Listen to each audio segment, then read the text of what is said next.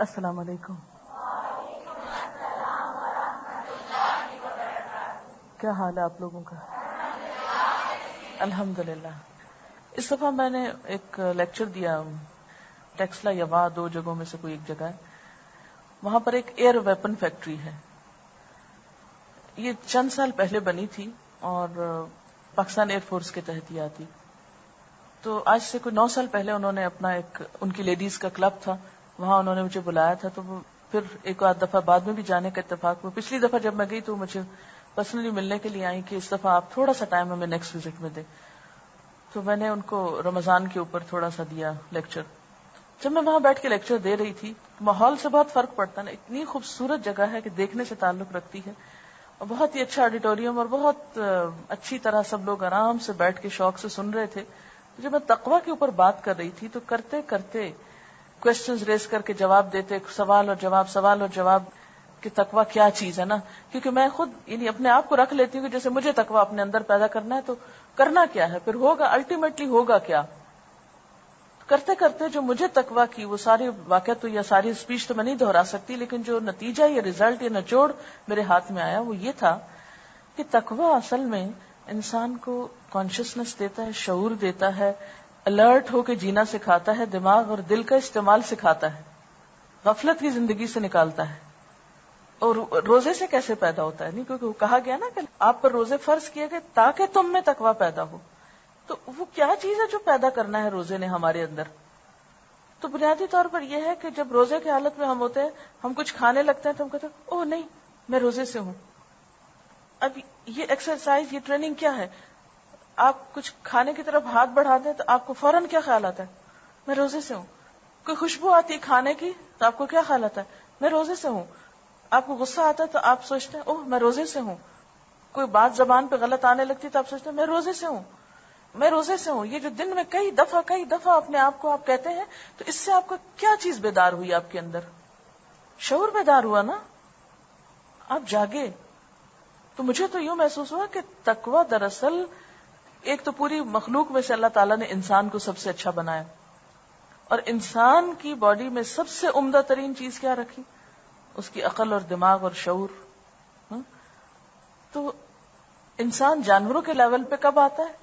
ان شر الدواب عند اللہ الصم البکم الذین لا یعقلون. اللہ کے نزدیک جانوروں میں بدترین جانور کون ہے؟ وہ بہرے گنگے لوگ ہیں جو عقل استعمال نہیں کرتے، عقل سے کام نہیں لیتے، شعور استعمال نہیں کرتے. ہم اکثر کہتے ہیں نا باشعور لوگ، لیکن ہم اس لفظ پہ غور نہیں کرتے. وٹ از باشعور لوگ؟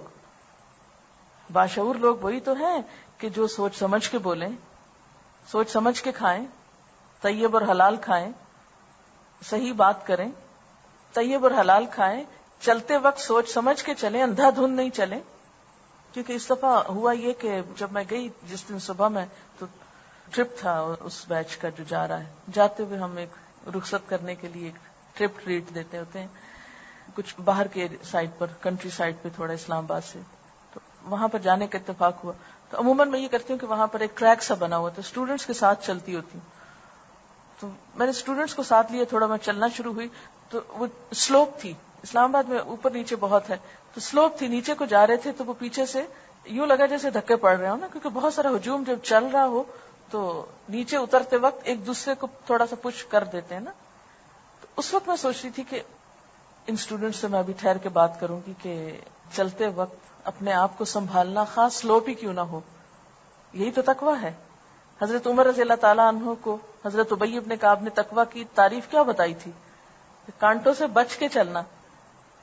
اب ہم جب دین پڑھتے ہیں، نماز روزہ، یہ جب ہمارے اندر تقویٰ پیدا کرتا ہے تو یہ اصل میں کیا بنا؟ ہماری ٹریمنگ کر رہا تھا، اس طرح کی گرومنگ کر رہا تھا، اس طرح کا ہمیں تیار کر رہا تھا کہ بات میں دھکے نہیں دینے، چلتے ہوئے دھکے نہیں دینے، سنبھل کے چلنا ہے. آپ صلی اللہ علیہ وسلم کی چال، سیڑھیاں جب اترتے چڑھتے تھے پاؤں گھسیٹ کے نہیں چلنا، جوتے پٹخا کے نہیں چلنا، یہ سارے ادب دین کے ہیں. تو یہ انسان کو کس طرح کا انسان بنا رہا ہے یہ تقویٰ؟ ایک باشعور، سینسیبل.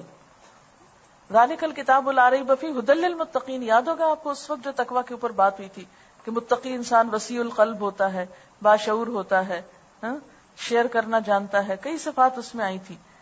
تو رمضان بھی جو آ رہا ہے یہ بھی دراصل انسان کے اندر کیا پیدا کرنا چاہتا ہے؟ شعور پیدا کرنا چاہتا ہے. ہمیں باشعور، سمجھدار، با اخلاق، اچھا انسان بنانا چاہتا ہے کہ جو چلتے ہوئے بھی سنبھل کے چلے، بات کرتے ہوئے سنبھل کے بات کرے، کھاتے ہوئے سنبھل کے کھائے، کچھ دیتے ہوئے، لیتے ہوئے، رکھتے ہوئے، اٹھاتے ہوئے، چھوٹی چھوٹی چیزوں میں. اب اگر ایک شخص کو دروازہ نہیں کھولنا تو دروازہ کھول کے دڑ پٹخ مارتا ہے تو باشعور انسان نہیں ہے وہ. ایک جانور کے ایکشن میں اور ایک انسان کے ایکشن میں فرق ہونا چاہیے. میں نے ایک جگہ پر دیکھا کہ کچھ بھینسیں کھڑی تھی نا، تو بھینس اگر کھڑی امیجن کر سکیں آپ، اگر اوریجنل کہیں نظر آئی، یہاں میرے خیال دوری ہوتی ہے کراچی کے اندر والی سائڈ پہ تو آپ نہیں دیکھ پائیں گے، تو آپ نے دیکھا ہوگا کہ وہ بیچاری کھڑی رہتی ہیں اور آنکھیں بھی کبھی کبھی بند کر لیتی ہیں، اور بالکل ایک بے شعوری کی اور ایک لا علمی کی کیا ہو رہا ہے دنیا میں، اور بھینس کے آگے بین بجانے والا محاورہ. اور تو میں سوچتی ہوں کہ کچھ لوگ اس لیول پہ جیتے ہیں نا، اور جو ہو رہا ہے دنیا میں ہوتا رہے، اور ہمارا ایک ہی کام ہے چارہ کھا لینا اور دودھ دے دینا. اس کو تو اللہ نے اسی لیے بنایا، وہ تو اپنی اس میں بھی اطاعت کر رہی ہے. لیکن اگر ہم بھی بھینس کے لیول پہ جیے صرف کھانے پینے کے لیے اور چند اسی طرح کی بے شعور زندگی بسر کرنے کے لیے، تو ہم نے کیا زندگی بسر کی، کیا پایا؟ تو میں سوچ رہی تھی کہ اگر مسلمان ایک رمضان میں مقصد پالے روزے کا تو یہ ساری قوم سینسیبل ہو، یہ گندگی کے ڈھیر اٹھ جائیں گلیوں بازاروں سے. یہ بڑے بڑے جو ہم نے پولوشن اس کی بھی جو پھیلائی ہوئی ہے نا دیواروں پہ لکھنے کی، اور پچھلے دنوں تو کچھ زیادہ ہی تھی، یہ دیواروں پہ لکھا نہ جائے، یہ ٹریفک کا سب قانون خود ہی ٹھیک ہو جائے. یہ جتنا ادھم اور ہلڑ بازی اور یہ سب بے شعور ہونے کی وجہ سے ہے. تو ہماری تو عبادات اتنی خوبصورت ہیں کہ وہ ہمیں شعور دیتی ہیں، لیکن ہم روزہ بھی رکھ لیتے ہیں اور کوئی شعور نہیں آتا ہم کو، کیونکہ تقویٰ نہیں پیدا ہوتا نا. وہ تو ایک بس ایکسرسائز کرتے ہیں، ہم سویرے شام کچھ کھا لیتے ہیں، پھر ایک خاص وقت تک کھاتے ہیں، پھر چھوڑ دیتے ہیں. بس بھوکا پیاسا رہنے کا نام. آپ صلی اللہ علیہ وسلم نے کیا فرمایا؟ من لم يدع قول الزور والعمل به فليس لله حاجة ان يدع طعامه وشرابه. جس نے روزہ رکھ کے جھوٹ بولنا اور جھوٹ پہ عمل کرنا نہیں چھوڑا تو اللہ کو اس بات کی کوئی حاجت نہیں کہ کوئی شخص بھوکا پیاسا رہے. روزہ کسی کو بھوکا پیاسا رکھنے کا نام نہیں ہے. ٹھیک ہے نا؟ اوکے. سبحانک اللہم وبحمدک نشہد ان لا الہ الا انت نستغفرک ونتوب الیک. والسلام علیکم ورحمۃ اللہ وبرکاتہ.